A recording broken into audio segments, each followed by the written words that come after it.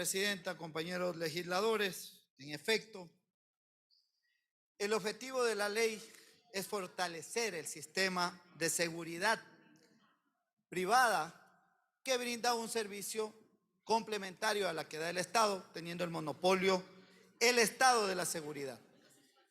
Lastimosamente, en algún momento se pierde el norte de esta ley cuando se deslegitima el verdadero factor de beneficio para los trabajadores que menos tienen. Los de la seguridad privada, que durante años tuvieron que vivir no solamente precarización laboral, sino también persecución, porque ese es uno de los problemas que tenemos. ¿Qué pasa cuando un guardia denuncia, un guardia privado denuncia? Es perseguido. Y miren y revisen cómo están las actividades de denuncias laborales dentro del sistema judicial, donde denuncia un guardia a una empresa, cuántos ganan los guardias y cuántos pierden los guardias. Mayormente pierden los guardias. Y era por eso el efecto de esta ley, que esta ley pueda vigilar y controlar y cuidar el bien más preciado que tenemos los ecuatorianos, el talento humano. El talento humano que arriesga su vida por defender los intereses de todos los ecuatorianos. No hay nadie que no tenga cercano o esté cerca a un guardia de seguridad privada. Incluso, como lo dije cuando presenté el proyecto de ley, cuando fui ponente de este proyecto de ley, en los edificios, en todo lado, hay un guardia de seguridad privado.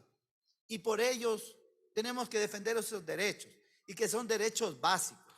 Y es para que nunca más se le ocurra a las empresas de seguridad privada pagar y descontar y darse el vuelto, porque eso es lo que pasaba. Pagaban por nómina, con cheque, con cualquier modo de pago en efectivo, pero no se dictaminaban bien cuáles eran los descuentos. Se descontaba el uniforme, se descontaba el cinto, se descontaba el pertrecho, se descontaba la compra del arma.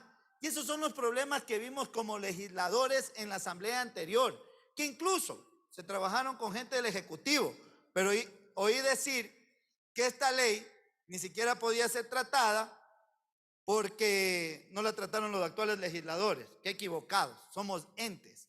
El presidente es un ente y preside solo el ente, nada más. Y los legisladores tenemos la continuidad parlamentaria.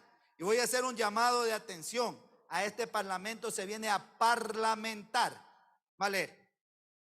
Más que todo, cuando los legisladores tenemos que tener la entereza de defender a los trabajadores.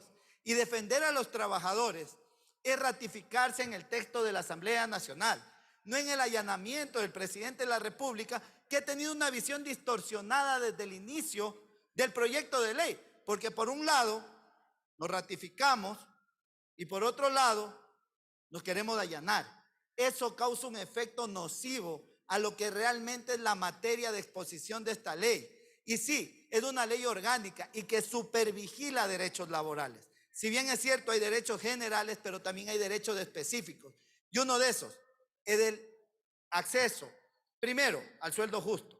Segundo, a la remuneración adecuada. Y tercero, que si hay descuentos, sean los adecuados. No podemos seguir procesando descuentos en base a la subjetividad del empleador. Y eso es lo que pasaba en la seguridad privada. Y por eso, como legisladores, hicimos esa visión que incluso los legisladores que en ese momento representaban al gobierno estaban de acuerdo.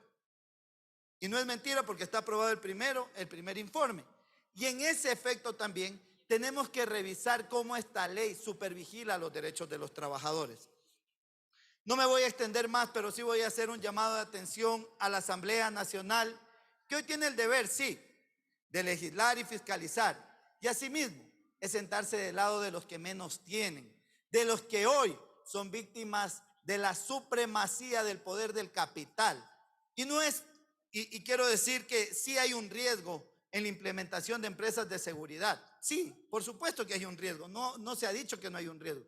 Y hay un riesgo en la inversión. Pero para eso también están los seguros y están las pólizas de seguros, que incluso para esos guardias hoy se genera una obligación a las empresas privadas de daños de terceros, porque era una necesidad y era una necesidad laboral que hoy tienen los guardias de seguridad, de vivir en el país más violento de Latinoamérica. Hoy sí es un riesgo ser guardia de seguridad, porque hoy vive en un país cargado de inseguridad, donde incluso el guardia privado es objetivo para robarle el arma.